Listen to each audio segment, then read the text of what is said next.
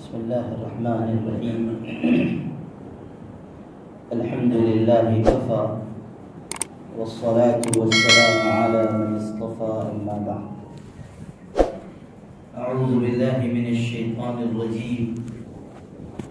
بسم الله الرحمن الرحيم. يا أيها الذين آمنوا ادخلوا في السلم كافة ولا تتبعوا خطوات الشيطان إنه لكم عدو مبين. صدق الله مولانا العظيم. وقال النبي صلى الله عليه وسلم: كل أمتي يدخلون الجنة إلا من أبى. قيل: من يأبى يا رسول الله؟ قال: من أطاعني دخل الجنة ومن عصاني فقد أبى، أو كما قال صلى الله عليه وسلم. علماء کرام اور قابل احترام بھائیو اور بزرگ، اللہ پاک نے ہمیں جو بھی نعمت دی بے مثال اور لاجواب دی.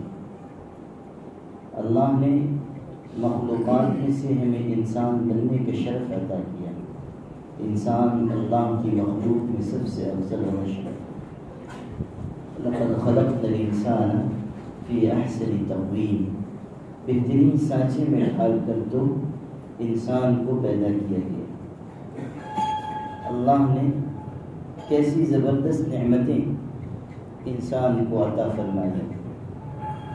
واللہ اخرجکم من بطون امہاتکم لا تعلمون شیئا. اللہ نے تمہیں تمہاری ماں کے پیٹ سے نکالا اس حال میں کہ تم کچھ نہیں جانتے. کوئی شعور نہیں، کوئی تمیز نہیں، کوئی عقل نہیں، کوئی تہذیب نہیں، کوئی سمجھداری نہیں. مرغی کا بچہ نکلتا ہے انڈے سے چوزا، تو اس کو دانہ چگنا آتا ہے. بطخ کا چوزا نکلتا ہے انڈے سے تو اسے تیرنا آتا ہے. آپ نے کبھی نہیں سنا ہوگا کہ بطخ کے بچوں کے لیے تیراکی کلاس فلاں دن سے فلاں دن تک چلے گی. وہ ابھی انڈے سے نکلا نہیں کہ تیرنا جان رہا ہے. مرغی کا چوزا انڈے سے نکلا نہیں کہ دانہ دن کا تلاش کرنا اور کھانا جان رہا ہے. لیکن انسان کا بچہ ماں کے پیٹ سے نکل کر آتا ہے تو سوائے رونے کے کچھ نہیں جانتا. کوئی تمیز اور عقل نہیں. واللہ اخرجکم من بطون امہاتکم لا تعلمون شیئا. اللہ تعالیٰ نے تم کو تمہاری ماں کے پیٹ سے نکالا، تم کچھ نہیں جانتے تھے. آج علامہ فہامہ شیخ الاسلام، شیخ القرآن، شیخ الحدیث ہو، لیکن یاد رکھو کہ جب ماں کے پیٹ سے نکلے تھے تو عقل اور تمیز اور شعور نام کی کوئی چیز نہیں تھی. اب اللہ احسان یاد دلا رہا ہے کہ وَجَعَلَ لَكُمُ السَّمْعَ وَالْأَبْصَارَ وَالْأَفْئِدَةَ. اللہ نے کان دیے، اللہ نے آنکھیں دی، اللہ نے دل دیا. دماغ کی نعمت اللہ نے دی، عقل اور شعور اللہ نے دیا، اور ایسا دیا کہ کائنات میں کسی کو نہیں ہوا. کائنات میں کسی کو نصیب نہیں ہوا. اللہ نے جو عقل و شعور کی صلاحیت انسان کو دی ہے وہ اور کس کو نصیب ہے. اور یہ کتنی بڑی نعمت ہے. چونکہ ہمیں یہ نعمت ملی ہوئی ہے تو اس لیے اندازہ نہیں ہوتا. اگر اس نعمت کی عظمت کا اندازہ لگانا ہے تو کسی وقت پاگل خانے چلے جائیں. وہاں جا کر دیکھیے کہ جن کے دماغ کی صلاحیت نہیں ہے، یا جن کی عقل سلب کر لی گئی ہے، یا جن کے دماغ کے اسکرو میں سے کوئی ایک آدھ گرا ہوا ہے، اس کی صورتحال کیسے. وزیر اعظم ہند، پہلے وزیر اعظم چچا لال نہرو گئے ہوئے تھے پاگل خانے میں. وہ ایک پاگل کو الگ تھلگ کٹہرے میں بند کیا گیا. تو ان کو بھی ذرا مذاق سوجا. جہاں وہ کھڑا ہوا تھا جالی تھی نا، سلاخیں تھی، تو جا کے انہوں نے انگلی چبو دی. وہ گھوم کے دوسری طرف چلا گیا. وہاں پہ گئے، وہاں انہوں نے ذرا مذاق کیا. تیسری جگہ پھر جب کئی دفعہ ہوا تو اس نے ان کو نظر بھر کے دیکھا اور اس کے بعد تھا تو پاگل مگر کیسی عقل کی بات کی. کہنے لگا کیسے کیسوں کو بند کر دیتے ہیں اور کیسے کیسوں کو چھوڑ دیتے ہیں.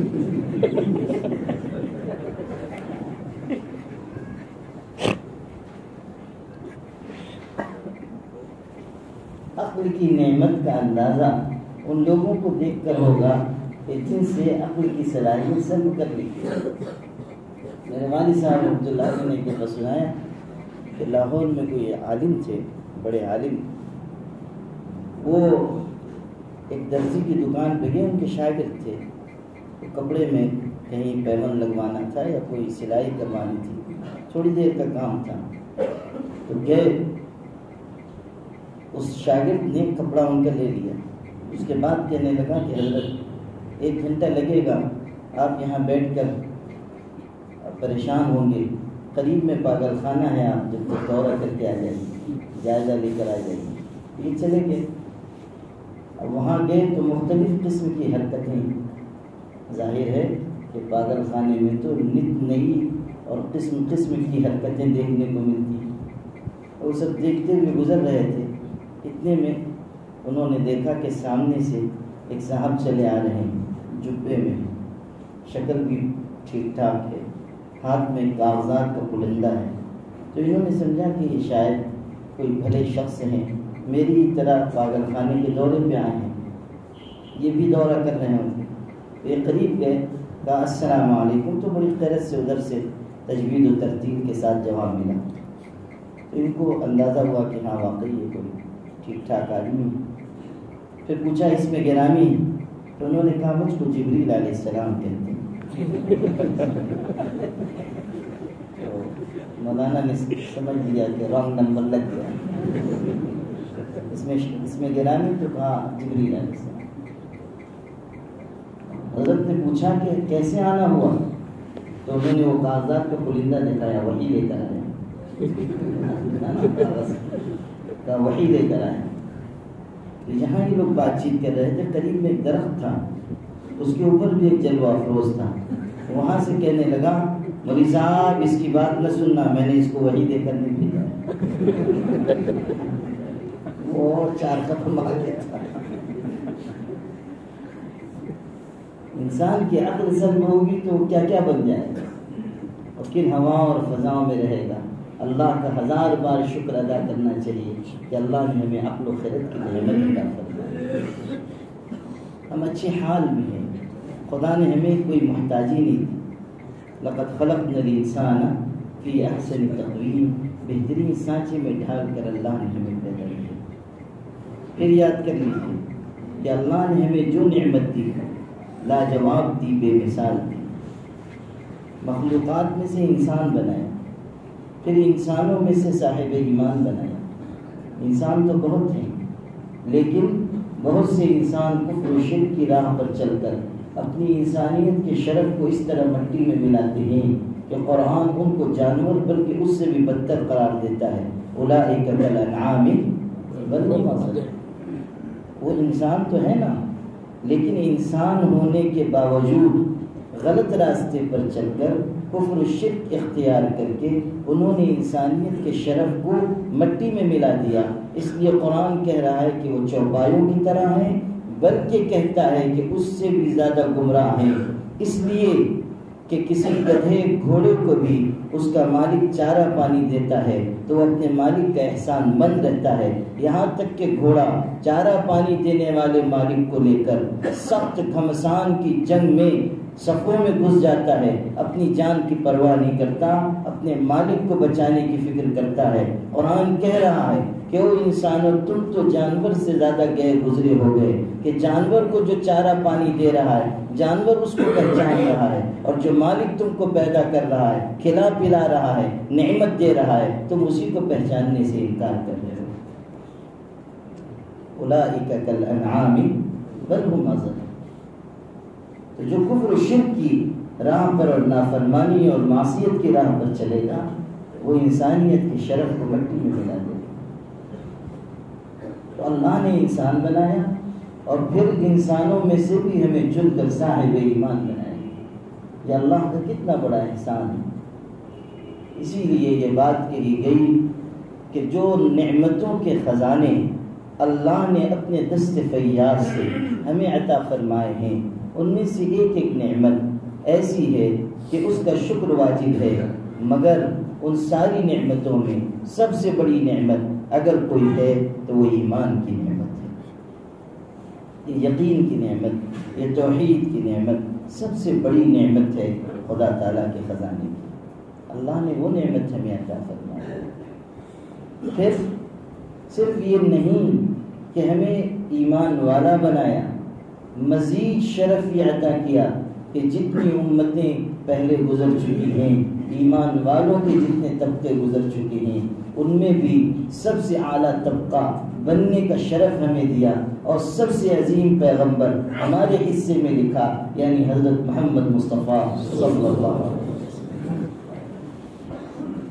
ہو سکتا تھا ہم مومن ہوتے اور موسیٰ علیہ السلام کی امت ہوتی، ہو سکتا تھا ہم مومن ہوتے عیسیٰ علیہ السلام کی امت ہوتے، ہو سکتا تھا ہم مومن ہوتے شعیب علیہ السلام کی امت ہوتے، ہو سکتا تھا ہم مومن ہوتے اور لوط علیہ السلام کی امت ہوتے، ہو سکتا تھا کہ ہم مومن ہوتے حضرت نوح علیہ السلام کی امت ہوتے، ہو سکتا تھا کہ ہم مومن ہوتے اور آدم علیہ السلام کی امت ہوتے، لیکن اللہ نے اپنے کرم سے ہمیں پیغمبر وہ عطا کیا جو لاجواب ہے اور بے مثال ہے، اور پیغمبروں کی جماعت میں بھی تاجداری کا تاج جن کے سر پر سجایا گیا ہے اور جن کو سرور عالم بنایا گیا ہے کہ ان سے بڑھ کر کائنات میں کوئی پیدا نہیں کیا گیا۔ لوح فطرت کے سر ورق پہ جو نام احمد رقم نہ ہوتا تو نقش ہستی ابھر نہ سکتا، وجود لوح و قلم نہ ہوتا، محفل کن فقا میں اگر وہ امام امم نہ ہوتا، زمین نہ ہوتی فلک نہ ہوتا، عرب نہ ہوتا عجم نہ ہوتا۔ اس شان کا پیغمبر اللہ نے حضور صلی اللہ علیہ وسلم سے بڑھ کر کائنات میں کون ہوگا؟ آپ سے بڑھ کر عظمت شان والا کون ہوگا؟ آپ سے بڑھ کر ذکر کس کا بلند کیا گیا ہوگا؟ وَرَفَعْنَا لَكَ ذِكْرَكَ، پیغمبر ہم نے آپ کے تذکرے اور شان کو بلند کیا۔ خود بیان کرنے والا، شان کو بلند کرنے والا، خود عظمت عطا کرنے والا کہہ رہا ہے کہ ہم نے تمہاری شان بلند کی ہے۔ بیہقی میں ہے حضور صلی اللہ علیہ وسلم تشریف رکھتے تھے، حضرت جبریل علیہ السلام آئے، آ کر کہا اللہ کے رسول اللہ نے آپ کی شان کو بلند کیا ہے۔ اللہ پوچھ رہا ہے کہ اللہ تعالیٰ نے آپ کی شان کو کیسے بلند کیا آپ جانتے ہیں؟ حضور نے فرمایا اللہ زیادہ بہتر جانتا ہے۔ تو حضرت جبریل نے کہا اللہ نے مجھے اس سوال کا جواب دے کر بھیجا ہے، اور وہ یہ ہے کہ اذا ذکرت ذکرت معی، کہ اے محبوب ہم نے آپ کا ذکر اس طرح بلند کیا ہے کہ اب کائنات میں جب کبھی میرا نام لیا جائے گا تو میرے نام کے ساتھ تمہارا بھی نام لیا جائے گا۔ یہ ہے رفعت شان، یہ ہے حضور کا علو مقام۔ جب کبھی اللہ کا نام لیا جائے گا، اللہ کے نام کے ساتھ محمد الرسول اللہ صلی اللہ علیہ وسلم کا بھی نام لیا جائے گا۔ اذان ہوگی اس وقت تک مکمل نہیں ہوگی جب تک اللہ کے نام کے ساتھ حضرت کا نام نہ لیا جائے۔ نماز ہوگی اس وقت تک مکمل نہیں ہوگی جب تک کہ تلاوت کے ساتھ نماز میں درود نہ پڑھا جائے۔ دنیا میں بچہ آئے گا، اس کے کان میں اذان دی جائے گی، اللہ کے نام کے بعد اس کے ماں باپ کا نام کان میں نہیں پکارا جائے گا، محمد الرسول اللہ صلی اللہ علیہ وسلم کا نام پکارا جائے گا۔ جب بندہ دنیا سے جائے گا، جنازے کی نماز ہوگی، اللہ کی تعریف کے ساتھ درود شریف بھی اس میں پڑھا جائے گا۔ اللہ بتا رہا ہے اول بھی اللہ کا نام ہے اور اس کے ساتھ محمد کا نام ہے، آخر بھی اللہ کا نام ہے اور اس کے ساتھ بھی حضرت کا نام ہے، دنیا میں بھی اللہ کے نام کے ساتھ محمد کا نام ہے اور آخرت میں بھی اللہ کے نام کے ساتھ محمد کا نام ہے۔ عالم برزخ میں بھی جہاں یہ پوچھا جائے گا کہ تم کس دین کو ماننے والے تھے، تم اللہ تعالیٰ کے بارے میں کیا کہتے ہو، من ربک کا، تمہارا پروردگار کون ہے، ما دینک کا، اسی کے ساتھ یہ بھی پوچھا جائے گا کہ ما تقول فی ھذا الرجل، اس شخص کے بارے میں تمہارا کیا کہنا ہے۔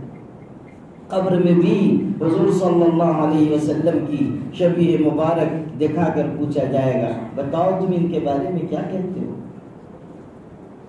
آپ غور کیجئے کہ حضور صلی اللہ علیہ وسلم کا مقام کتنا بلند ہے، کیسی عظمت عطا کی۔ کائنات میں کس کو یہ عظمت ملی ہے؟ اور بھی پیغمبر آئے اور بھی نبی آئے اور سب کی نبوت پر ہمارا ایمان ہے. لا نفرق بین احد من رسل، کسی ایک پیغمبر کی نبوت کا بھی ہم انکار نہیں کرتے، سب ہمارے سروں کے تاج ہیں. لیکن سب سے اونچا مقام انبیاء میں اگر کسی کا ہے تو حضرت محمد مصطفیٰ صلی اللہ علیہ وسلم ہے.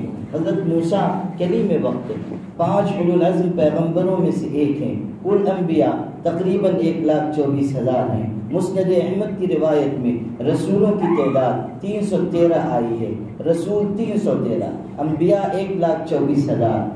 1,24,000 انبیاء تمام دنیا کے انسانوں کا خلاصہ ہیں، اور 1,24,000 میں سے چنا گیا 313 رسولوں کو.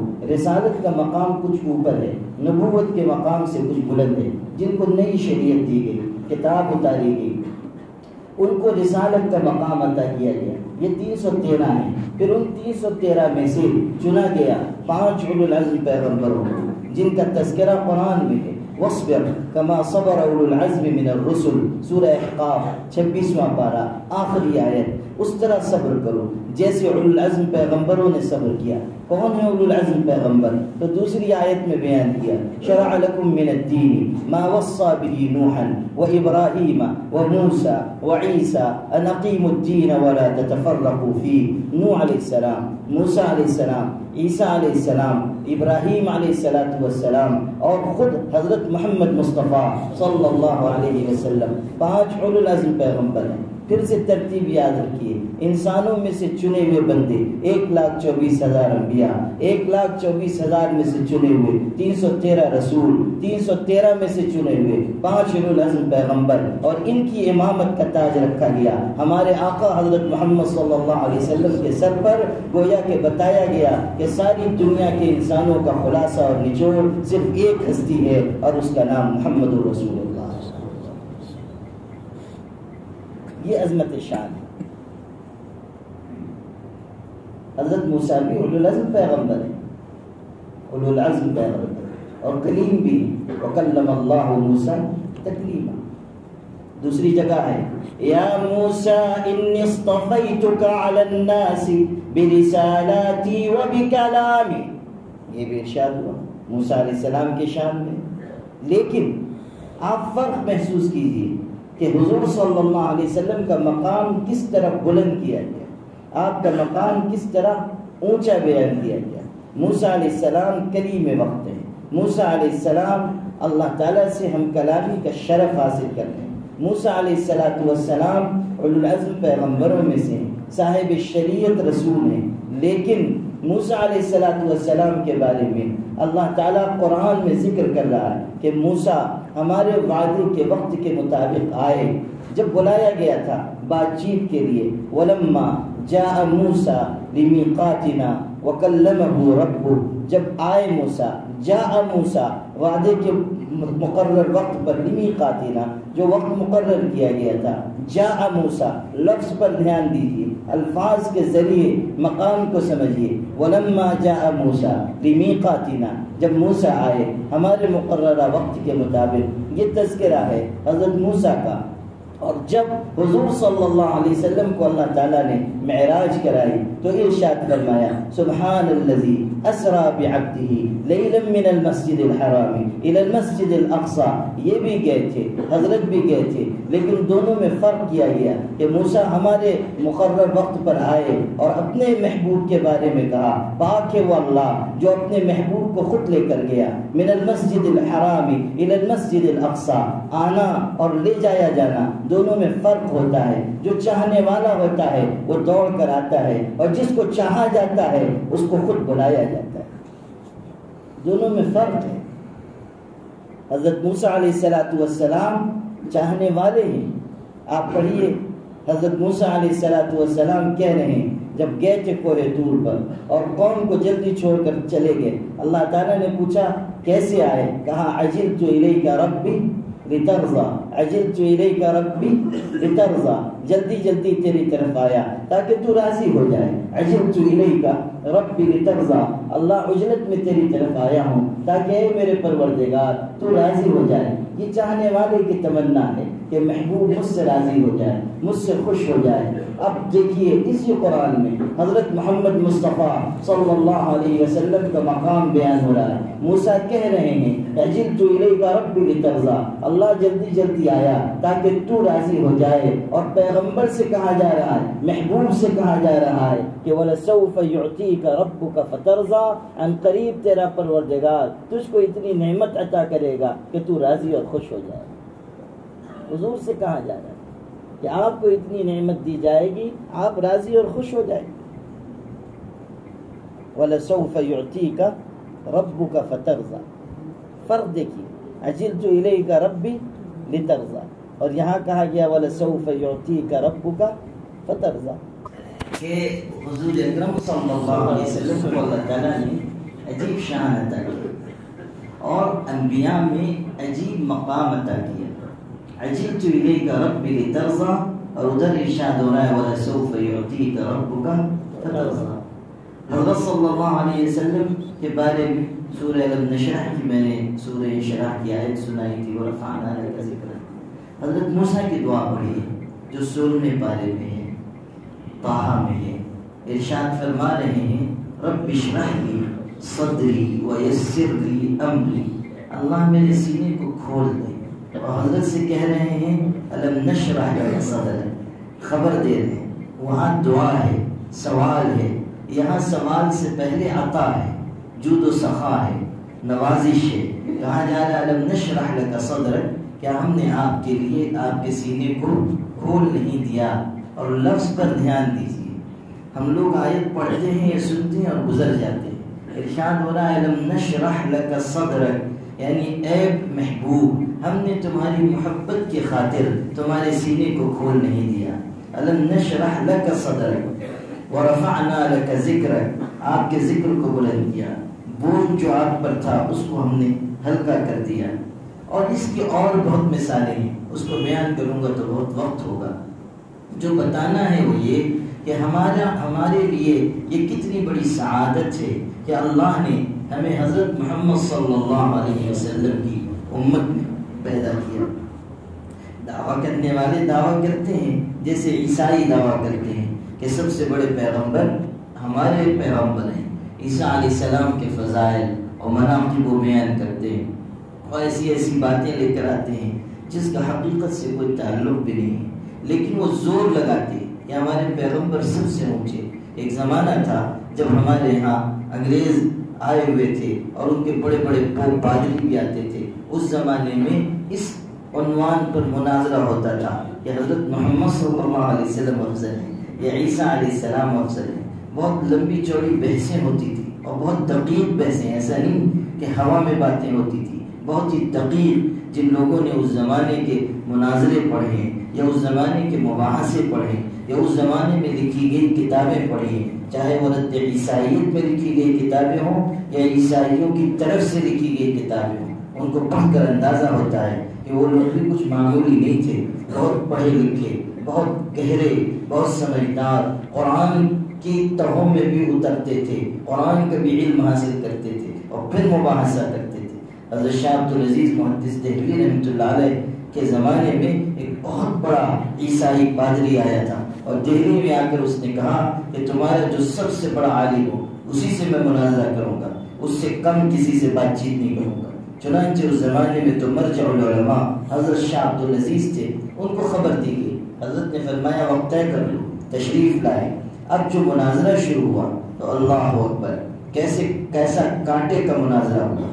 اور اس نے پوچھنے والے نے بھی کیسے چپتے ہوئے سوال پوچھے. اس نے کہا آپ لوگ کہتے ہیں کہ حضرت محمد صلی اللہ علیہ وسلم تمام انبیاء سے افضل ہیں اور محبوب رب العالمین ہیں، تو ذرا مجھ کو یہ بتائیے کہ جب حضرت محمد صلی اللہ علیہ وسلم کے نواسے حضرت حسین کو شہید کیا جا رہا تھا کربلا کے میدان میں، ان کو ظالمانہ طریقے سے مارا جا رہا تھا، تو حضرت محمد صلی اللہ علیہ وسلم جو محبوب رب العالمین ہیں انہوں نے اللہ سے کہہ کر حضرت حسین کو اپنے نواسے کو بچا کیوں نہ لیا؟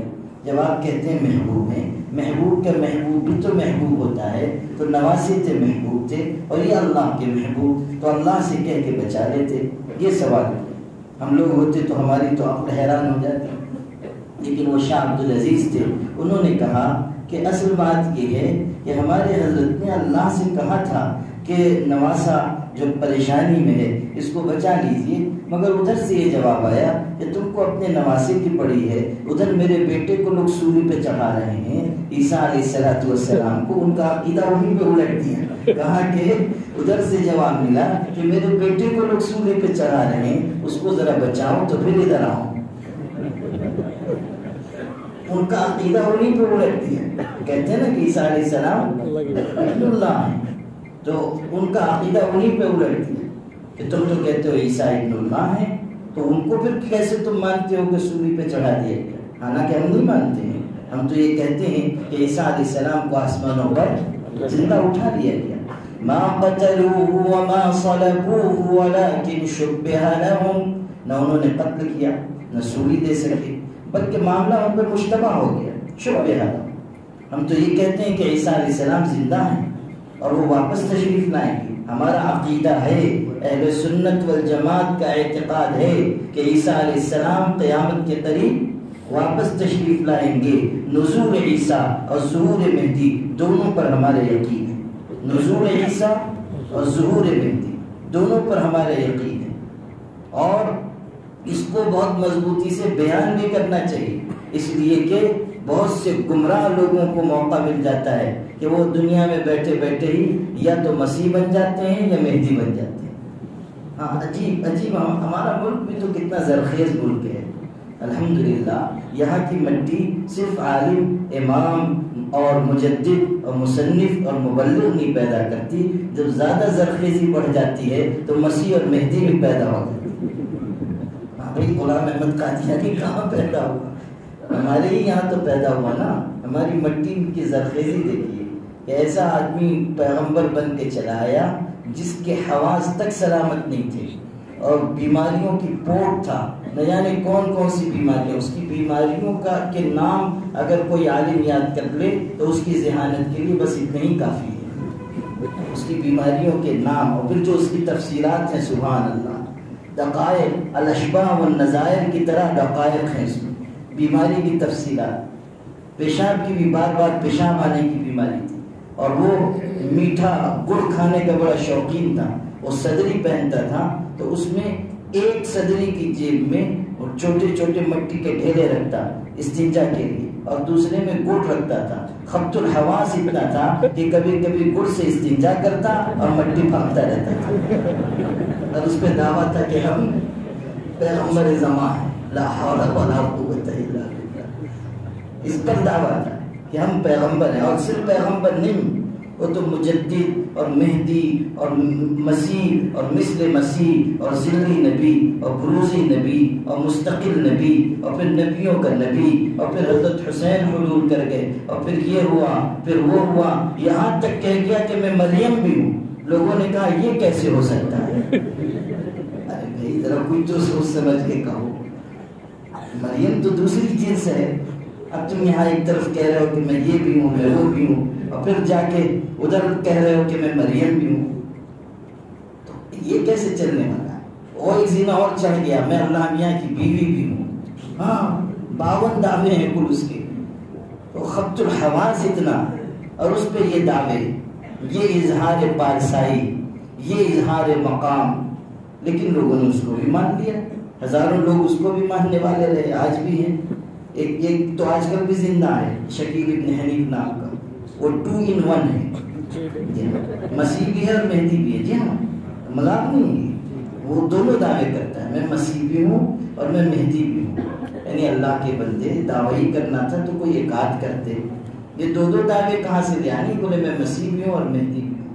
لوگوں نے کہا کہ مسیح تو اس وقت آئیں گے جب دجال ظاہر ہوگا، تو دجال آیا نہیں تو حضرت کہاں سے چلے آئے؟ یعنی جب دجال نہیں آیا ہے تو تم کہاں سے چلے آئے؟ وہ کہنے لگا کہ دجال ظاہر ہو چکا۔ کون کیسے دجال ظاہر ہوا؟ تو کہنے لگا دیکھو حدیث میں ہے نا، دلیل سنو، دلیل حدیث میں ہے نا کہ دجال آئے گا تو اس کی پیشانی پہ لکھا ہوگا کافر۔ تو دیکھو یہ دنیا کے 2 ملک ہیں نا، ایک ہے فرانس اور ایک ہے امریکہ، ایک ہے فرانس اور ایک ہے امریکہ۔ امریکہ کے آخر میں کیا ہے؟ کاف الف، اور فرانس کے شروع میں کیا ہے؟ کفارا، دونوں کو ملاؤ تو کیا بنا؟ کافر. یہ دونوں آگے تو میں بھی آگے. دجال ایسا ہے، مہدی مسیح ایسا ہے. سبحان اللہ. ایسے ایسے لوگ تو پیدا ہوتے ہیں ابھی بھی ہے، اور کتنے لوگ اس کے ہاتھ پہ بیعت کرتے ہیں کہ ہاں یہ مہدی ہے. ایسے دجالوں کو، ایسے کذابوں کو اٹھا کر ملت سے باہر پھینک دیں. حضور نے فرمایا سیأتی بعدی 30 دجالون کذابون کلهم یزعم انه نبی وانا خاتم النبیین لا نبی بعدی. میرے بعد 30 ایسے دجال کذاب آئیں گے جن میں سے ہر ایک دعویٰ کرے گا کہ وہ خدا کا پیغمبر ہے، مگر صاف سن لو کہ میں اللہ کا آخری پیغمبر ہوں. اب میرے بعد کوئی نبی نہیں آئے گا، کوئی پیغمبر نہیں آئے گا. عیسیٰ علیہ السلام آئیں گے لیکن وہ حضور صلی اللہ علیہ وسلم کی شریعت کے احکامات پر عمل کریں گے. یہ بھی فرق سمجھیے ہمارے علماء خاص طریقے پر کہ یہ جو بعض حضرات کہہ دیتے ہیں، بعض بڑے واعظ بھی کہتے ہیں، بلکہ بعض علماء کی زبان سے بھی میں نے سنا کہ وہ کہہ دیتے ہیں کہ حضرت عیسیٰ نبی بن کر نہیں آئیں گے، امتی بن کر آئیں گے. یہ تعبیر بالکل غلط ہے. حضرت عیسیٰ علیہ السلام کے بارے میں ہرگز یہ نہیں کہنا چاہیے کہ وہ نبی بن کر نہیں آئیں گے، اس لیے کہ نبی بن کر نہیں آئیں گے اس جملے کا مفہوم یہ ہوگا کہ نبوت ان سے سلب کر لی گئی. حالانکہ کسی نبی کو نبوت دینے کے بعد اللہ کبھی سلب نبوت نہیں کرتا. ایسا عقیدہ رکھنے والے کے بارے میں متکلمین نے کفر کا معاملہ لکھا ہے. کبھی یہ نہیں کہنا چاہیے کہ نبی بن کر نہیں آئے. بعض بڑے بڑے علماء بھی یہ غلطی کر بیٹھتے ہیں کہ نبی بن کر نہیں آئیں گے، امتی بن کر آئیں گے. نہیں، نبی وہ ہوں گے لیکن وہ آئیں گے تو شریعت محمدی کے مطابق فیصلے کریں گے. حاکم ہوں گے، شریعت محمدی کے مطابق فیصلہ کریں گے. نبوت کی حیثیت ختم نہیں ہوگی، نبوت کی حیثیت باقی رہے گی. اور یہ جو نفی ہے کہ میرے بعد کوئی پیغمبر نہیں آئے گا، یہ نفی نبی جدید کی ہے کہ کوئی نیا نبی نہیں آئے گا. عیسیٰ علیہ السلام تو پہلے گزر چکے ہیں، اب وہ دوبارہ تشریف لائیں گے اور اپنی زندگی پوری کریں گے. 33 سال کی عمر میں گئے تھے، اب واپس آئیں گے تو 40 سال زندہ رہیں گے. حضور صلی اللہ علیہ وسلم نے ایک ایک بات بیان کی کہ حضرت عیسیٰ آئیں گے، یقتل الخنزیر، خنزیر کو قتل کریں گے، یکسر الصلیب، یہ جو صلیب ہے عیسائیوں کا نشان، اس کو توڑ دیں گے اور جزیے کو ساقط کریں گے، اور پھر نکاح بھی کریں گے. اس وقت نکاح نہیں ہوا تھا، پھر نکاح کریں گے، اولاد پیدا ہوگی، 40 سال زندہ رہیں گے اور اس کے بعد انتقال ہوگا. ثم یدفن معی، پھر میرے ساتھ دفن کیے جائیں گے. حدیث میں ثم یدفن معی، میرے ساتھ دفن کیے جائیں گے. اترنے کی شان کیا ہوگی وہ بھی بیان ہوئی کہ 2 فرشتوں کے کاندھے پر ہاتھ رکھ کر اتریں گے، زرد کمبل اوڑے ہوئے ہوں گے، لوگ ان کو اترتا ہوا دیکھیں گے. دمشق کی مسجد کے مشرقی مینار پر اتریں گے اور مسجد میں آئیں گے. لوگ ان سے کہیں گے کہ نماز پڑھا دیجیے تو وہ انکار کریں گے، کہیں گے امامکم منکم، تمہارا امام تم میں سے ہوگا. تکریمۃ لہذہ الامہ، اس امت کا یہ شرف ہے کہ پیغمبر بھی اس امت کے امام کے پیچھے نماز پڑھے گا. اللہ نے اس امت کو یہ شرف عطا کیا، اس امت کے امام کے پیچھے عیسیٰ علیہ السلام نماز ادا کریں. اللہ نے افضل الامم ہمیں بنایا، اشرف الامم بنایا. خیر جو بات میں عرض کر رہا تھا وہ یہ کہ اس انگریز نے، عیسائی عالم نے حضرت شاہ صاحب سے کہا، سوال کیا، حضرت نے اس کا اسی ٹائپ کا جواب دیا. اب دوسرا سوال کیا، وہ بہت ہی نازک، اس کو دھیان سے سنیے گا تب سمجھ میں آئے گا. اس عیسائی عالم نے کہا کہ ذرا مجھ کو اس سوال کا جواب دیجیے کہ اگر کوئی شخص راستہ بھٹک گیا ہے اور وہ راستہ بھٹکنے کے بعد چلا جا رہا ہے، ایک درخت اس کو نظر آتا ہے اور اس کے نیچے 2 لوگ ہیں، ایک سویا ہوا ہے اور ایک جاگا ہوا ہے، تو یہ راستہ بھٹکا ہوا انسان کس سے راستہ پوچھے گا، سوئے ہوئے سے کہ جاگے ہوئے سے؟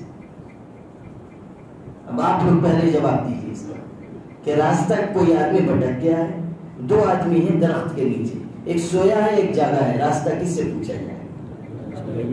کس سے پوچھا جائے گا؟ جاگے ہوئے سے، ہے نا. ہم لوگ ہوتے تو یہی جواب دیتے اور پھنس جاتے. لیکن شاہ صاحب کی ذہانت دیکھی، اصل میں وہ عیسائی عالم یہ پوچھنا چاہ رہا تھا کہ حضرت محمد صلی اللہ علیہ وسلم ہمارے عقیدے کے مطابق دنیا سے تشریف لے گئے، قبر میں آرام کر رہے ہیں، اور عیسیٰ علیہ السلام ہمارے عقیدے کے مطابق زندہ ہیں، آسمانوں پر موجود ہیں۔ وہ یہ کہلوانا چاہتا تھا کہ راستہ جاگے ہوئے سے پوچھا جائے گا، یعنی شریعت حضرت عیسیٰ کی چلے گی، ان کی اتباع کی جائے، نہ کہ حضرت محمد صلی اللہ علیہ وسلم کی جو قبر میں جا چکے ہیں۔ بات سمجھ میں آئی؟ کتنا نازک سوال ہے۔ کہاں سے اس نے پوچھا کہ ایک آدمی راستہ بھٹک گیا ہے اور وہ جاتا ہے، درخت کے نیچے ایک آدمی سویا ہوا ہے، ایک جاگا ہوا ہے، راستہ کس سے پوچھا جائے گا؟ شاہ صاحب کی ذہانت کو سلام ہو، انہوں نے وہاں تک ان کا ذہن گیا جہاں سے وہ پوچھ رہا تھا۔ ارشاد فرمایا اللہ کے بندے، وہ جو جاگا ہوا ہے وہ بھی اس انتظار میں ہے کہ سویا ہوا اٹھے گا تو میں اس سے راستہ پوچھوں گا۔ وہ جو جاگا ہوا ہے وہ بھی اس انتظار میں ہے کہ سویا ہوا اٹھے گا تو میں اس سے راستہ پوچھوں گا۔ اور یہ اشارہ اس طرف ہے کہ لو کان موسیٰ حیا لما وسعه الا اتباعی، کہ اگر موسیٰ بھی آج زندہ ہو کر آ جائیں تو میری اتباع کے بغیر کوئی چارہ نہیں ہوگا۔ عیسیٰ علیہ السلام بھی ہوں گے تو ان کو شریعت محمدی پر عمل کرنا ہوگا، اس لیے کہ اب اس شریعت کے بعد کوئی شریعت نہیں ہے، اور اس شریعت کو کوئی دوسری شریعت منسوخ نہیں کر سکتی ہے۔ قرآن قیامت تک کے لیے، شریعت محمدی قیامت تک کے لیے، اور اللہ تعالیٰ کا یہ دین قیامت تک کے لیے۔ اب اس دین کے بعد کوئی دین نہیں۔ اصل میں پاک نبی کی شریعت کے بعد اب کوئی دوسری شریعت نہیں۔ تو دو سوال ہیں، ایک سوال پہلا وہ حضرت حسین والا، دوسرا سوال یہ۔ تیسری بات جو اس انگریز عیسائی عالم نے کہی وہ یہ کہ اس نے بائبل نکالی، انجیل، جس کو وہ اپنی مذہبی کتاب کہتے ہیں۔ ہم بھی انجیل کو آسمانی کتاب سمجھتے ہیں، مگر وہ جو محرف نہ ہو، جو تبدیل شدہ نہ ہو، ہمارا اس پر ایمان ہے، وہ اللہ کی کتاب ہے۔ انجیل پر، زبور پر، توریت پر ہمارا ایمان ہے۔ یہ تو ہماری خوش قسمتی ہے کہ ہم سب پر ایمان رکھتے ہیں۔ دوسروں کے حصے میں ایک ایک چیز آئی، ہمارے حصے میں مجموعی اعتبار سے سب آیا۔ وہ عیسیٰ کو مان رہے ہیں اور موسیٰ کا انکار کرتے ہیں، ہم عیسیٰ کو بھی مانتے ہیں اور موسیٰ کو بھی مانتے ہیں۔ وہ موسیٰ علیہ السلام کو مان رہے ہیں تو عیسیٰ کا انکار، عیسیٰ کو مان رہے ہیں تو موسیٰ کا انکار، یا دونوں کو بھی مان رہے ہیں تو حضرت محمد صلی اللہ علیہ وسلم کا انکار۔ ہماری قسمت ہے کہ ہم حضرت محمد صلی اللہ علیہ وسلم کو تو مانتے ہی ہیں، اور آپ کے توسط سے سارے انبیاء کو مانتے ہیں۔ ہم قرآن کو تو مانتے ہی ہیں، توریت، زبور، انجیل کو بھی ہم مانتے ہیں۔ آخری سوال جو اس نے کیا وہ بائبل نکالی، اور اس نے کہا یہ ہماری آسمانی کتاب ہے، آپ بھی قرآن نکالیے، اور ہم دونوں آگ جلاتے ہیں اور اپنی اپنی کتاب آگ میں ڈال دیتے ہیں۔ جو کتاب جل گئی وہ باطل، جو کتاب سلامت رہی وہ حق والی کتاب۔ بولیے منظور؟ شاہ عبدالعزیز کی فراست ایمانی دیکھی، انہوں نے نظر بھر کر اس شخص کو دیکھا، اس کے بعد فرمایا کہ تم گستاخ لوگ ہو، تم اپنی آسمانی کتاب آگ میں ڈال سکتے ہو، ہم نہیں ڈالیں گے۔ اگر فیصلہ اسی طرح کرنا ہے حق اور باطل کا تو آگ جلاؤ، میں بھی کودتا ہوں، تم بھی کود جاؤ، جو جل گیا وہ باطل پہ، جو جی گیا وہ حق پہ۔ 100 سنار کی ایک لوہار کی۔ اب جب یہ بات ہوئی تو وہ دم دبا کے بھاگا، اس لیے کہ بائبل پہ تو کوئی مسالہ لگا کے لایا تھا کہ آگ اثر نہ کرتی، جسم پہ تو کوئی مسالہ تھا نہیں۔ اس نے سوچا ہوگا کہ دنیا میں بھی جلوں گا اور اوپر تو جل نہیں ہے، تو اس لیے بھاگ گیا۔ بائبل پہ کوئی مسالہ لگا کے لایا تھا کہ وہ جلتی نہیں، اور قرآن مجید ڈالا جاتا، خدا نخواستہ اس کے اوراق جلتے تو وہ کہتا پھرتا کہ دیکھو قرآن غلط کتاب ہے۔ وہ ہے نا کہ عطا اللہ شاہ بخاری نے قادیانی سے کہا تھا، منارت المسیح بنا رہا تھا، اس سے لوگوں نے کہا نا کہ تم کہتے ہو مسیح تو حضرت عیسیٰ تو آئیں گے مینارے پہ، تو مینارہ تمہارا کہاں گیا؟ تو وہ اپنی آخر عمر میں قادیان میں منارت المسیح بنا رہا تھا، اور اللہ کی قدرت دیکھو کہ مینارہ پورا نہیں ہوا تھا کہ فوت ہو گیا، اور کہاں فوت ہوا وہ آپ لوگوں کو اچھی طرح معلوم ہے۔ تو وہ مینارہ بنوا رہا تھا اسی زمانے میں۔ عطا اللہ شاہ بخاری نے کہا کہ بہت مناظرے مباحثے ہو گئے، اب چھٹی کرو، ہم دونوں مینار پہ چڑھ جاتے ہیں، وہاں سے نیچے کود جائیں گے، جو مر گیا وہ باطل پہ، جو جی گیا وہ حق پہ، چلو منظور؟ اس نے کہا نا منظور۔ حضرت عطا اللہ شاہ بخاری جب دیوبند آئے اور علامہ شاہ کشمیری ان کے استاد تھے، اور وہ تو محقق العصر تھے، امام المحدثین تھے۔ اقبال کہتے تھے کہ اسلام کی آخر کی 5 صدیوں میں اتنا بڑا عالم نہیں پیدا ہوا جتنے بڑے عالم علامہ شاہ کشمیری تھے۔ یہ جہاں فانی ہے کوئی بھی شے لا فانی نہیں، یہ جہاں فانی ہے کوئی بھی شے لا فانی نہیں، پھر بھی اس دنیا میں انور شاہ کا ثانی نہیں۔ ایسے زبردست عالم تھے حضرت شاہ صاحب، اور تحفظ ختم نبوت کے لیے بے پناہ وہ متفکر رہتے تھے۔ اب جب یہ آئے تو حضرت شاہ صاحب نے ان کو ڈانٹا، کہا تم کو عقل نہیں ہے، ایسے مناظرہ کیا جاتا ہے؟ خدا نخواستہ اگر اوپر سے گر کے تم مر جاتے تو ہم سب باطل پہ ٹھہرتے، ایسے بحث کی جاتی ہے؟ یہ سنتے رہے، مسکراتے رہے، کچھ بیچ بھی نہیں کچھ فرمائے، سنتے رہے کہ حضرت کو جو کہنا ہے سو کہنا۔ جب حضرت سب کچھ کہہ چکے، کہا کہ مجھ کو آپ نے اتنا بیوقوف سمجھا، اوپر جاتے چڑھتے پھر نیچے کودتے، ایک دفعہ وہ چڑھ کے تو دیکھتا، پھر ایسا اترتا کہ پھر کبھی اترنا نصیب ہی نہیں ہوتا۔ آپ کو جو بات بتانی تھی، جو میں شروع سے عرض کر رہا ہوں کہ اللہ نے جو چیز ہمیں عطا کی لاجواب دی اور بے مثال دی۔ کتاب جو عطا کی، پیغمبر کی بات ہو گئی، کتاب جو عطا کی ویسی زبردست کہ ایسی معجز نما کتاب کہاں دنیا میں کسی کے پاس ہے۔ دنیا کی کسی کتاب کو آپ کھولیں، اس کے پہلے ورق پر لکھا ہوگا کہ اس کتاب میں کہیں کوئی غلطی نظر آئے تو بتا دی جائے۔ قرآن واحد کتاب ہے کہ جب اس کو کھولنے والا کھولتا ہے تو یہ کہتی ہے کہ ذالک الکتاب لا ریب فیہ، دنیا کی ساری کتابوں میں غلطی ممکن ہے، یہ واحد کتاب ہے جس میں شک کی کوئی گنجائش نہیں۔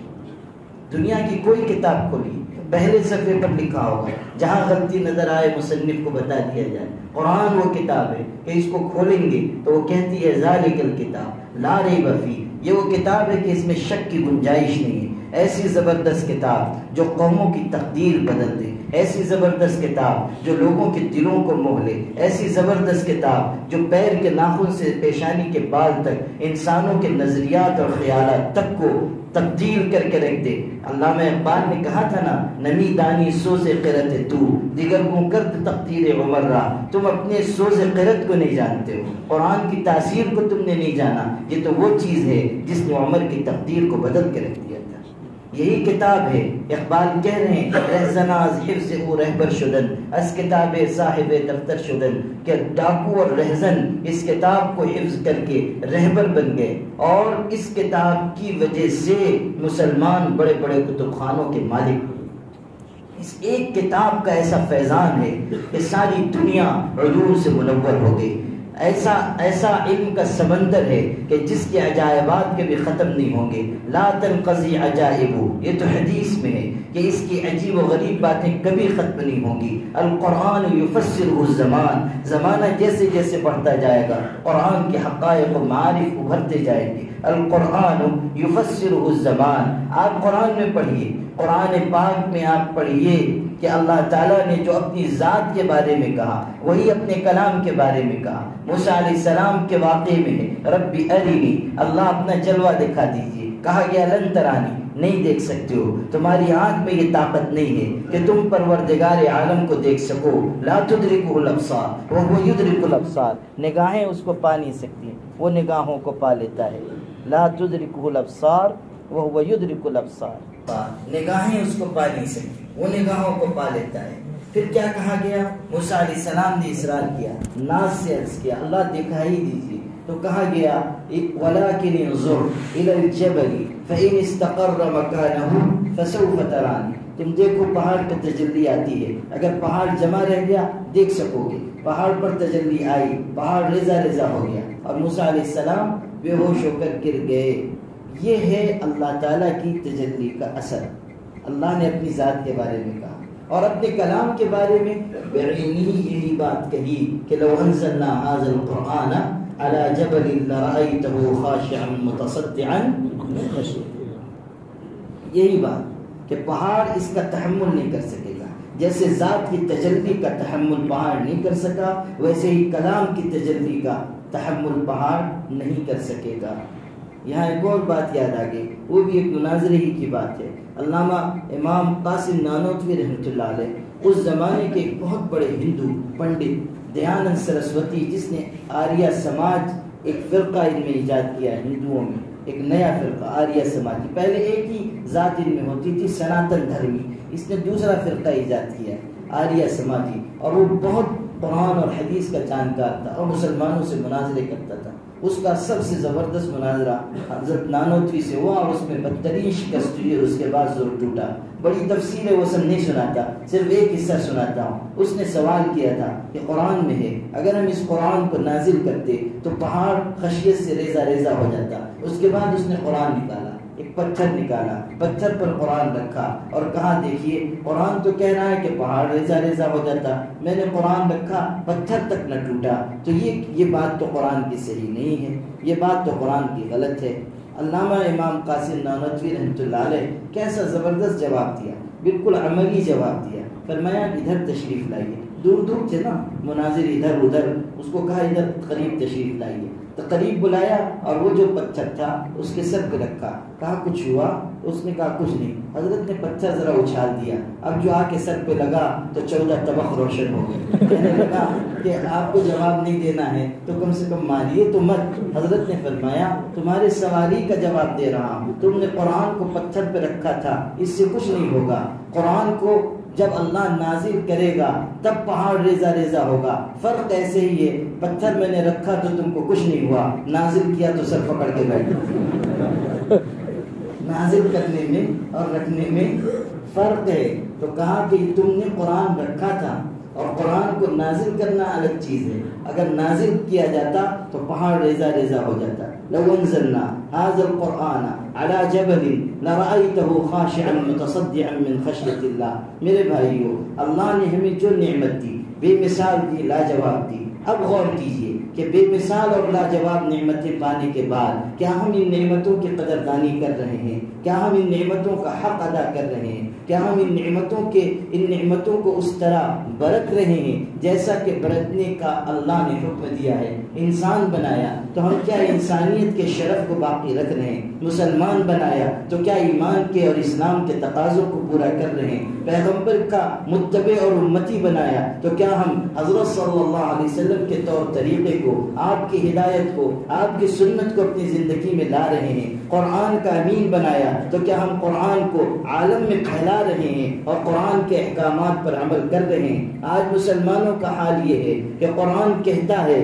کہ اپنے اندر اخوت پیدا کرو, انما المؤمنون اخوۃ, سارے مسلمان آپس میں بھائی بھائی ہیں. یہ عالمگیر اخوت کس نے قائم کی ہے؟ یہ قرآن نے قائم کی ہے. برازیل اور افریقہ کے جنگل میں بھی اگر کوئی ایک مسلمان ہے وہ ہمارا ایمان اور کلمے کے رشتے سے بھائی ہے. اس ملک کے کسی گوشے میں کوئی ایک مسلمان ہے وہ ہمارا بھائی ہے. اس کے لیے کھڑا ہونا, اس کی مدد کرنا, اس کی فریاد رسی کرنا, یہ ہماری ذمہ داری ہے اور یہ ذمہ داری قرآن نے ہمیں دی ہے. لیکن کیا ہم اس ذمہ داری کو پورا کر رہے ہیں؟ کتنے مسلمان اسی ملک میں 2 وقت کی روٹی کے محتاج ہیں؟ کتنے مسلمان اسی ملک میں تن ڈھانکنے کے لباس کے محتاج ہیں؟ کتنے مسلمان جھگیوں جھوپڑیوں میں زندگی گزارنے پر مجبور ہیں؟ کتنی بیوائیں اپنے گھروں میں بے سہارا زندگی گزار رہی ہیں؟ کتنے یتیم تڑپ رہے ہیں, بلک رہے ہیں, کوئی ان کے سر پہ ہاتھ رکھنے والا نہیں ہے. کتنی بچیاں ہیں بن بیاہی گھروں میں بیٹھی ہوئی ہیں, ان کے نکاح کا انتظام نہیں ہو پا رہا ہے. کتنے مسلمان ہیں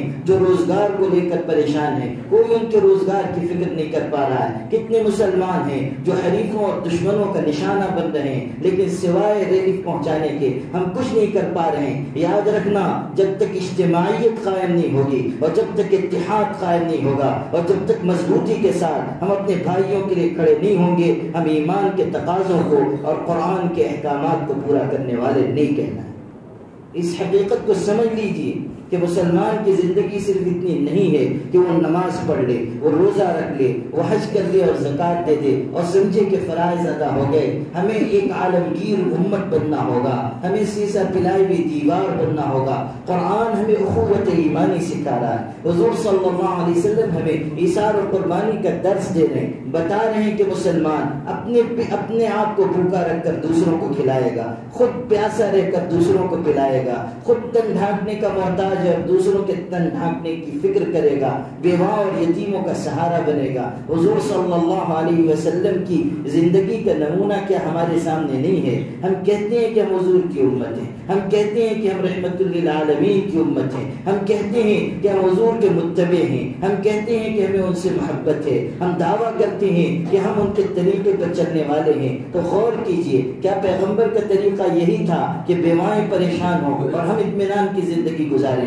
حضور تو ایک ایک بیوہ کے آنسو پوچھنے والے تھے, ایک ایک یتیم کے سر پہ دست شفقت رکھنے والے تھے, ایک ایک غریب اور مسکین کے گھر جا کر خبر گیری کرنے والے تھے. ابو طالب جنہوں نے حضور کی پشت پناہی کی اور حضور کے اور ایمان کے لیے ایک مضبوط سہارا بن کر کھڑے ہوئے, انہوں نے اپنے بھتیجے محمد کی شان میں یہ شعر کہا تھا, اگرچہ کہ ایمان سے دور تھے لیکن کیسا شعر کہا. کہتے ہیں وَأَبْيَضُ يُسْتَسْقَى الْغَمَامُ بِوَجْهِهِ سِمَالُ الْيَتَامَى عِصْمَةٌ لِلْأَرَامِلِ, کہ یہ میرا بھتیجا محمد وہ ہے کہ اس گورے چٹے انسان کے چہرے کی برکت سے آسمان سے بارش برستی ہے اور یہ یتیموں کی پناہ گاہ ہے, بیواؤں کا ٹھکانہ ہے.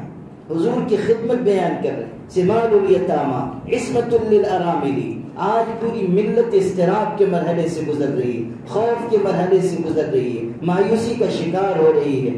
جگہ جگہ مسلمانوں پر بدترین مظالم ہو رہے ہیں. ہماری کوئی اجتماعی آواز کیوں نہیں اٹھتی؟ ہم اپنے دل کے اندر درد کیوں نہیں پیدا کرتے؟ اگر ہم رحمت للعالمین کی امت ہیں تو ہمیں بھی باعث رحمت بننا ہوگا. اگر ہم رحمت للعالمین کی امت ہیں تو ہمارے اندر بھی تڑپ کڑھن اور فکر آنی چاہیے. اگر ہم حضور کا نام لینے والے ہیں تو ان کی طرح ہمیں بھی برائیوں کے خلاف جہاد کرنا ہوگا, بے حیائی کے خلاف جہاد کرنا ہوگا. کیسی بے حیائی ہمارے معاشرے میں پھیل رہی ہے کہ ہماری بہنیں, ہماری بچیاں, امت کی بیٹیاں وہ بھاگ کر دوسروں کے ساتھ جا رہی ہیں, ارتداد کا راستہ اپنا رہی ہیں, ایمان اور یقین کو چھوڑ کر جا رہی ہیں. پورے ملک سے ہم لوگوں کو کارگزاری ملتی ہے, ہزاروں ہزار بچیاں جا چکی اور اس حالت میں جا رہی ہیں کہ ماں باپ رو رہے ہیں, ماں باپ منتیں کرتے ہیں, ماں باپ گریہ اور زاری کرتے ہیں, ماں باپ آنسو بہا رہے ہیں, ماں غشی کھا کھا کر گر رہی ہے. کہتی ہے بیٹی نہ جاؤ, تم کس کے ہاں جا رہی ہو, کیسے زندگی گزارو گی, کفر و شرک کی نجاست میں جا رہی ہو. غشی اس پر طاری ہو جا رہی ہے, آنسوؤں سے رو رہی ہے, اپنی بیٹی کے قدموں کی زنجیر بننا چاہتی ہے. لیکن وہ بیٹی جس کو لخت جگر بنا کر پالا پوسا گیا, جس کو ماں نے اپنا خون جگر پلا کر بڑا کیا ہے, وہی بیٹی ان تمام چیزوں, منتوں, سماجتوں اور عاجزی اور آہوزاری کے باوجود سب کچھ ٹھکرا کر, اپنا سماج ٹھکرا کر, اپنا خاندان اور وطن ٹھکرا کر چلی جا رہی ہے, واپس آنے کے لیے تیار نہیں ہے. بے حیائی نے ہمارے گھروں میں اس طرح چھاؤنی چھائی. جاہلیت ہر زمانے میں نئی نئی شکلوں میں ظاہر ہوتی ہے, جاہلیت اس شکل میں ہمارے زمانے میں ظاہر ہو رہی ہے. کتنے روح فرسا واقعات ہو رہے ہیں اور ہمیں غور کرنا ہوگا کہاں کہاں کمزوری ہو رہی ہے جس کے نتیجے اس مہلک شکل میں ظاہر ہو رہے ہیں. جہیز کا فتنہ ہے جس کی وجہ سے ہماری کتنی مسلمان بچیاں وہ غیروں کے ساتھ چلی جاتی ہیں. آپ کو دردناک بات بتاتا ہوں, ایک علاقے میں میرا جانا ہوا, لوگوں نے بتایا کہ ہمارے علاقے میں غربت افلاس زیادہ ہے, تو ماں باپ خود اپنی بیٹیوں کو ترغیب دیتے ہیں کہ فلاں کے ساتھ تم بھاگ کر چلی جاؤ تاکہ ہمیں انتظام نہ کرنا پڑے. ہم کہاں سے جہیز دیں گے, ہم کہاں سے تمہارے لیے شادی کے اسباب مہیا کریں گے, اس لیے تم بھاگ کر چلی جاؤ, اس کے ساتھ زندگی گزارو. یہ صورتحال ہمارے سماج کی ہے. کتنے لوگ ہیں بھوکے پیاسے مر رہے ہیں. ابھی آپ کو کل کی بات میں بتاتا ہوں, شاید آپ لوگوں نے بھی دیکھا ہو, ہمارے پڑوس کے ملک میں ایک مسلمان آبادی, جہاں گنجان آبادی ہے مسلمانوں کی, وہاں ایک غریب مزدور انسان فاقہ کر رہا ہے, کوئی اسباب زندگی گزارنے کے میسر نہیں. اس نے اپنے گھر کی ایک دیوار میں کھیر ٹھوک کر اس میں رسی لٹکائی, اپنے 4-4.5 سال کے بچے کو اپنے ہاتھ سے اس نے پھانسی دے دی. آپ دیکھیے کہ اس 4 سال کے بچے کا چہرہ جو وہ پھندے سے لٹکا ہوا ہے, باپ نے اس کو پھانسی دی ہے صرف اس لیے کہ اس باپ کے پاس اپنے بیٹے کو کھلانے کا کوئی انتظام نہیں تھا. اتنی بڑی امت ہے, اتنے پیسے ہیں, اتنی دولت ہے, قیامت کے دن اگر وہ ننھی جان ہمارے خلاف فریاد دائر کرے کہ اتنے سارے لوگ ہونے کے باوجود, اتنے علماء ہونے کے باوجود, اتنے دولت مند لوگ ہونے کے باوجود مجھ کو بھوک کی شدت میں اپنے باپ کے ہاتھوں سے پھانسی پڑ گئی اور سولی پہ مجھ کو لٹکا دیا گیا, تو اس امت کے یہ علماء, یہ مالدار, یہ دولت مند مجرم نہیں ہے تو اور کون ہے؟ خدا کی بارگاہ میں اگر وہ فریاد دائر کرے تو سوچ لیجئے کہ ہمارے پاس جواب دینے کے لیے کیا ہوگا. کتنے لوگ ہیں, کتنے روح فرسا واقعات ہو رہے ہیں, کتنی غربت بڑھ رہی ہے, کتنے افلاس کے کہ دردناک واقعات پیش آ رہے ہیں، کتنے گھروں کے چولہے بجھے ہوئے ہیں، ہم اجتماعی راہ پر نہیں چل پا رہے ہیں۔ حضور صلی اللہ علیہ وسلم نے جو ایک اخوت ایمانی قائم فرمائی تھی، ہم اس کا حق نہیں ادا کر پا رہے ہیں۔ ہمیں غور کرنا ہوگا کہاں ہم سے کمی ہو رہی ہے۔ اتنی آواز لگائی جا رہی ہے کہ معاشرہ برائی کی طرف جا رہا ہے، اس کو روکنے کی کوشش کی جائے۔ میں آپ سے سچ کہتا ہوں کہ اچھے خاصے دیندار سمجھدار لوگ بھی ذمہ داری نہیں محسوس کر پا رہے ہیں۔ موبائل کے فتنے نے ہمارے جوانوں کو کتنے غلط راستوں پر ڈال دیا ہے، کتنی بے حیائی ان کے اندر آتی جا رہی ہے۔ ننگی گندی تصویریں دیکھ رہے ہیں، موبائل پر فلمیں دیکھ رہے ہیں، خلوتوں کے گناہ میں مبتلا ہو گئے، نہ جانے کن کن معاصی میں مبتلا ہو گئے، اور اس کے بعد ہم یہ سمجھیں کہ امت پر اللہ کی رحمت آئے گی، ایسا کبھی نہیں ہوگا۔ میرے والد صاحب ایک بہت ہی درد بھری بات کہتے تھے، آج سے 30-35 سال پہلے وہ یہ بات کہا کرتے تھے۔ اس زمانے میں تو صرف ٹی وی تھا، موبائل تو نکلا بھی نہیں تھا۔ اس وقت وہ کہتے تھے کہ یہ امت رات کو ٹی وی دیکھ کر گنہگار ہو کر سوتی ہے اور صبح فجر کی نماز قضا کر کے گنہگار ہو کر اٹھتی ہے۔ امت کا سونا بھی گناہ پر ہے اور امت کا جاگنا بھی گناہ پر ہے۔ جب امت کا سونا اور جاگنا دونوں گناہ پر ہو تو پھر اللہ کی رحمت اس امت کو کیسے ملے گی؟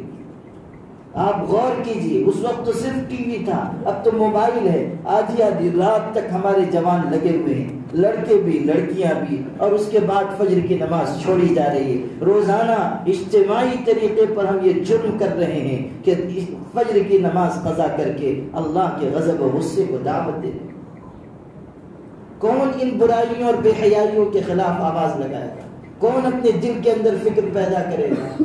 حضور صلی اللہ علیہ وسلم جیسے عظیم پیغمبر کی نعمت اگر ہمیں ملی ہے تو ان کی تعلیمات کو عام کرنا بھی تو ہماری ذمہ داری ہے، ان کے لائے ہوئے مشن پہ چلنا بھی تو ہماری ذمہ داری ہے۔ قرآن اگر ہماری کتاب ہے تو ہمیں اس کے احکامات کو اپنی زندگی میں، اپنے گھر والوں کی زندگی میں، اپنے پڑوسیوں کی زندگی میں لانا بھی تو ہماری ذمہ داری ہے۔ کون اس ذمہ داری کو انجام دے گا؟ کون آگے بڑھے گا؟ کون اصلاح معاشرہ کا علم اپنے ہاتھوں میں اٹھائے گا؟ ہر شخص اپنے دل سے پوچھے۔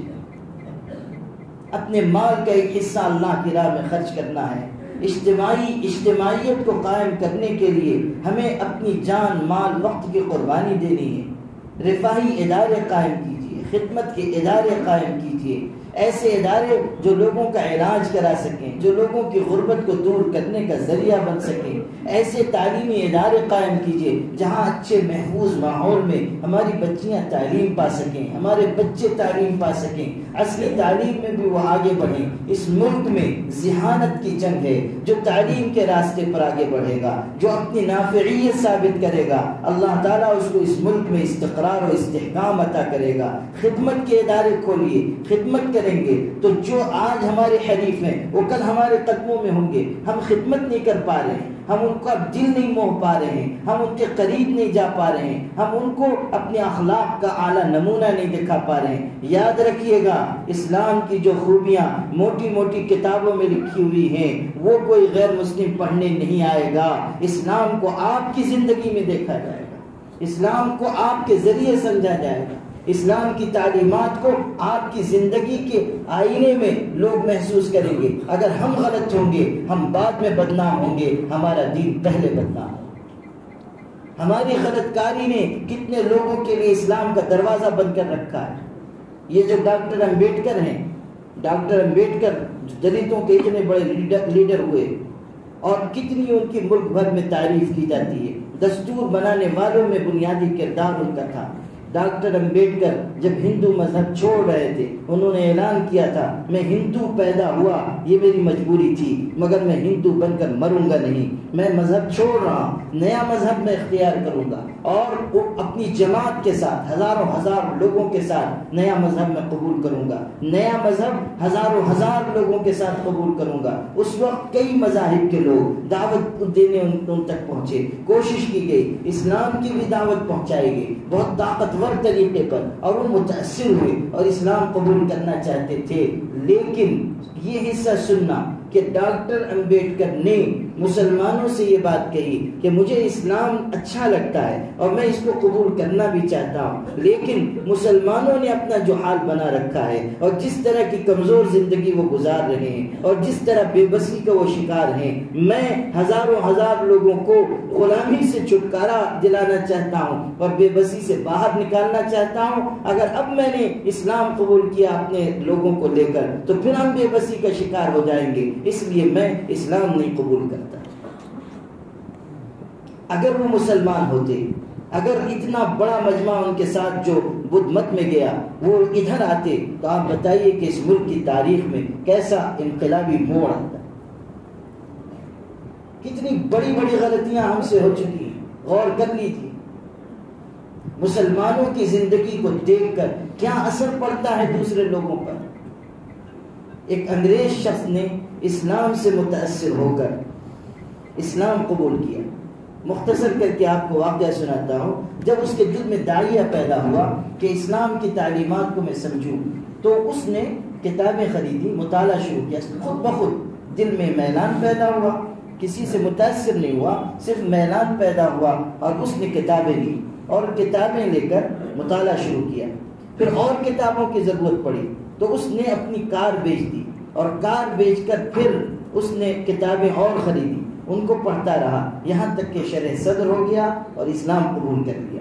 پھر اللہ تعالیٰ نے اس کے حالات کچھ اچھے کیے اور وہ دورے پر نکلا، دنیا کے مختلف ملکوں میں جہاں مسلمان آباد ہیں گیا، مشرق وسطیٰ کا اس نے دورہ کیا اور اس کے بعد اس نے ایک کتاب لکھی، اپنا سفر نامہ۔ اس سفر نامے کے مقدمے میں اس نے ایک بات لکھی ہے، وہ آپ کو سنانا چاہتا تھا۔ اس نے لکھا کہ میرے دل میں جب اسلام کی طرف رغبت پیدا ہوئی تو میں نے اپنی کار بیچی، ایمان خریدا، لیکن جب میں نے مسلمانوں کی زندگی کو قریب سے دیکھا تو میرے دل سے یہ آواز آئی کہ تو نے کار بیچ کر ایمان خریدا تھا، اور کتنے مسلمان ہیں جو ایمان بیچ کر کاریں خرید رہے۔ یہ مسلمانوں کی زندگی کو قریب سے دیکھنے والے کا احساس ہے۔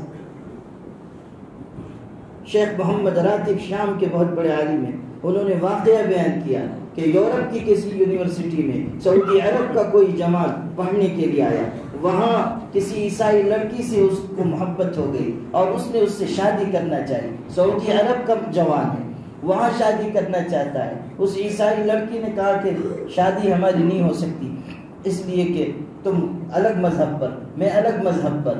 اس نے کہا کہ تم کو میں اسلام کی دعوت دیتا ہوں، اسلام قبول کر لو تاکہ ہمارا تمہارا نکاح ہو سکے۔ ہمارے دین میں بھی یہ ہے کہ تم سے میں اس وقت تک شادی نہیں کر سکتا جب تک کہ تم مسلمان نہ ہو جاؤ۔ اس نے کہا ٹھیک ہے، کتابیں لا دو اور 6 مہینے کی مدت مجھ کو دو تاکہ میں اچھی طرح پڑھ لوں۔ انگریز بہت ہی نستعلیق قسم کے ہوتے ہیں، تو اس لڑکی نے کہا کہ میں مطالعہ کروں گی، اگر میرا دل مطمئن ہوا تو میں اسلام قبول کر لوں گی اور شادی کر لوں گی۔ چنانچہ 6 مہینے کی اس نے مدت لی اور کتابیں پڑھتی رہی۔ 6 مہینے کے بعد پھر اس نے ملاقات کی، کہا اب تو مدت گزر گئی، تمہارا کیا فیصلہ ہے بتا دو۔ اس نے کہا کہ جو کتابیں تم نے دی تھی ان کو پڑھنے کے بعد میرے دل سے یہ آواز آئی کہ سچا مذہب تو اسلام ہے اور میں بہت پہلے اسلام قبول کر چکی ہوں۔ کتابیں پڑھنے کے کچھ وقت کے بعد ہی میں نے اسلام قبول کر لیا تھا۔ وہ خوش ہو گیا کہ چلیے جو رکاوٹ تھی وہ دور ہو گئی۔ کہا آپ شادی کب کرو گی؟ تو اس نے کہا کہ شادی تو ہماری نہیں ہو سکتی، شادی ہماری نہیں ہو سکتی۔ اس نے پوچھا کیوں؟ اب تو رکاوٹ باقی نہیں رہی۔ تو اس لڑکی نے کہا کہ تم نے خود کہا تھا کہ ہمارے مذہب میں یہ بات ہے کہ دونوں فریق کا مسلمان ہونا ضروری ہے، لڑکے اور لڑکی دونوں کا مسلمان ہونا ضروری ہے، کوئی ایک بھی غیر مسلم ہوگا تو شادی نہیں ہو سکتی۔ بحسب ما قرأت فی هذه الكتب لست مسلما، میں نے جو چیزیں ان کتابوں میں پڑھی ہیں، جو ایمانی صفات پڑھی ہیں، ان کے آئینے میں میں تم کو دیکھتی ہوں تو تم مجھ کو غیر مسلم مان لو، اب تم سے نکاح نہیں ہو سکتا۔ بحسب ما قرأت فی هذه الكتب لست مسلما، صاف کہا کہ ان کتابوں میں جو کچھ لکھا ہوا ہے اس کی روشنی میں تم مسلمان نہیں۔ میں مسلمان ہوں لیکن اب تم مسلمان نہیں ہو، اس لیے یہ رشتہ نہیں ہو سکتا۔ یہ سمجھنے کی چیز ہے اور یہ غور و فکر کرنے کی چیز ہے کہ ہم کس راستے پر جا رہے ہیں۔ کس دنیا میں جی رہے ہیں میرے بھائیوں؟ اس وقت ملک اپنی تاریخ کے نازک ترین دور سے گزر رہا ہے. ہم دو راہیں پر آ کر کھڑے ہو چکے ہیں. ہمیں محنت کرنی ہوگی تب ہم ملت کو بچا پائیں گے. اللہ نے ایمان دیا ہے، قرآن دیا ہے، حضور پاک صلی اللہ علیہ وسلم کی امت میں پیدا کیا ہے، تو اس کا حق ادا کرنے کی کوشش کیجئے. کچھ محنت کیجئے، کچھ مال جان وقت لگائیے اور اجتماعیت کے قائم کرنے کے لیے کوشاں ہو جائیے. اور انڈیا مسلم پرسنل لا بورڈ جو تمام مسلمانوں نے ان کا متحدہ مشترکہ پلیٹ فارم ہے، وہ آواز لگا رہا ہے کہ اصلاح معاشرہ کی جد و جہد ہر علاقے میں کی جائے، حفاظت شریعت کے لیے کوشش کی جائے. یونیفارم سول کوڈ لانے کی کوشش ہو رہی ہے، اس کو روکنے کے لیے ابھی سے ہم اپنے اندر بیداری پیدا کریں. اور جہاں جہاں مسلمان مظلوم ہیں ہم ان کی حمایت کے لیے، ان کی نصرت کے لیے اٹھ کھڑے ہوں. حالات یوں نہیں بدلیں گے بغیر محنت کے، بغیر کوشش کے، بغیر حکمت عملی کے، بغیر جرأت اور شہامت کے، بغیر آگے بڑھے ہوئے حالات نہیں بدلیں گے. اگر ہم صرف دعائیں مانگتے رہیں، اگر ہم صرف نمازیں پڑھتے رہیں، اگر ہم صرف تعلیم کرتے رہیں، اگر ہم صرف پڑھاتے رہیں، اگر ہم صرف امامت کرتے رہیں اور سمجھے کہ حالات آہستہ آہستہ سنور جائیں گے، ایسا نہیں ہوگا. امنگوں سے، نعروں سے، آرزوؤں سے کبھی کسی قوم کی تقدیر نہیں بنتی. لیس بامانیکم ولا امانی اہل الکتاب، تمہاری آرزوؤں پر کوئی فیصلہ نہیں ہوگا، اللہ تعالیٰ کی طرف سے فیصلہ ہوتا ہے. محنت پر، کوشش پر، جد و جہد پر اللہ تعالیٰ کا یہ فیصلہ ہے کہ لا اضیع عمل عامل منکم من ذکر او انثی. اللہ تعالیٰ کسی عمل کرنے والے کے عمل کو ضائع نہیں کرتا. جو محنت کرے گا نتیجہ پائے گا. یوسف علیہ السلام کو اللہ نے تاج و تخت مصر تک پہنچایا، اتنا اونچا مقام ملا، نبوت بھی اور بادشاہت بھی. دنیا میں سب سے بڑا دنیاوی منصب بادشاہت ہے، اور دینی منصب میں سب سے بڑا منصب نبوت ہے، رسالت ہے. اللہ نے دونوں ان کے لیے جمع کر دیا. نبی بھی ہیں، پیغمبر بھی ہیں، بادشاہ وقت بھی ہیں. اللہ نے وہاں تک پہنچایا، مگر کتنے مرحلوں سے گزرے، کتنی محنت کی. کنویں میں ڈالے گئے، عزیز مصر کے یہاں پہنچے، بازار میں فروخت کیا گیا، جیب کے سلاخوں کے پیچھے گئے، صبر کا راستہ اپنایا، خدا سے ڈرتے رہے، تقوی کی وہ مثال قائم کی کہ قیامت تک قرآن میں ان کے تقوی کی مثال محفوظ کر دی گئی کہ خاتون نے کہا، خاتون گناہ کی دعوت دے رہی ہے، خاتون بدکاری کی دعوت دے رہی ہے، اور وہ بھی ایسی کہ ذات جمال، حسن و جمال والی ہے، وہ جو منصب والی ہے، وہ خاتون جو عزیز مصر کی بیوی ہے، جس کے گھر میں پرورش پا رہے ہیں. وراودته التي هو في بيتها عن نفسه وغلقت الابواب وقالت هيت لك. اور ان کا تقوی بیان ہو رہا ہے کہ قال معاذ الله انه ربي احسن مثواي انه لا يفلح الظالمون. کیسی زبردست تقوی کی مثال قرآن بیان کر رہا ہے کہ ساری دعوت ٹھکرا کر کہتے ہیں کہ اللہ کی پناہ، میرے پروردگار نے مجھ کو بہترین ٹھکانہ دیا ہے، میں ایسا برا کام نہیں کر سکتا. کتنے مرحلوں سے گزرے اور پھر تاج و تخت مصر تک پہنچے. اب سننا کہ اس پورے واقعے کا نچوڑ ایک جملے میں انہی کی زبان سے کہلوایا گیا کہ انه من يتقي ويصبر فان الله لا يضيع اجر المحسنين، کہ جو اللہ سے ڈرے گا اور صبر کرے گا اللہ ایسے محسنین کے اجر کو کبھی ضائع نہیں کرے. جو محنت کرے گا نتیجہ پائے گا، جو محنت کرے گا اللہ اس کو بلندیوں تک لے جائے گا. اس لیے میرے بھائیوں ان چند چیزوں پر، ان چند نقطوں پر اپنی توجہ مرکوز کیجئے اور محنت کا آغاز کیجئے کہ محنت ہی میں عظمت ہے اور محنت ہی ہماری ملت کو آگے کی طرف لے جائے گی. نور کی یہ کرن ظلمات پہ بھاری ہوگی، رات تمہاری ہے تو کیا صبح ہماری ہوگی. وآخر دعوانا ان الحمد للہ.